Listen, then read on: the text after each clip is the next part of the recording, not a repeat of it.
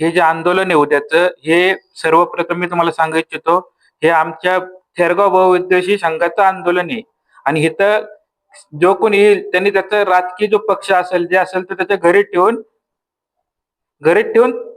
आमच्या आंदोलनामध्ये यायचं असेल तर सहभागी व्हावं. इथं आम्ही आमचं कारण आहे शासनाला मांडणार आहे. त्यामुळे आमचं म्हणणं आम्ही प्रशासनाला देणार आहे. इथं लोकप्रतिनिधींना आम्ही आमचं निवेदन दिलेलं आहे. आणि जो कोणी लोकप्रतिनिधी आमचा जो प्रश्न सोडवल, मग ते आमदार साहेब असो, खासदार असो किंवा खासदार साहेब असो किंवा इतर कुणी असो, तो आमचा नेता असेल, तो आमच्यासाठी देव असेल. त्यामुळे आम्ही आमचं म्हणणं काल लोकप्रिय आमदार भाऊंला देखील दिलंय, आपणला आम्ही आमचं म्हणणं मांडलेलं आहे. उद्या आम्ही वेळ पडली तर वरिष्ठ जे कोणी असतील त्यांचं आम्ही म्हणणं आम्ही आमचं मांडू.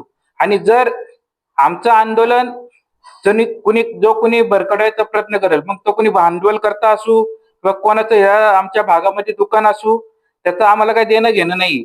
आमचं आंदोलन आहे, आमचं आहे. आणि आम्ही हे आंदोलन हे नागरिकांनी उभं केलेले आहे.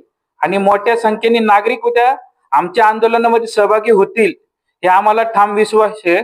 आणि आमचं आंदोलन यशस्वी होईल आम्हाला विश्वास आहे.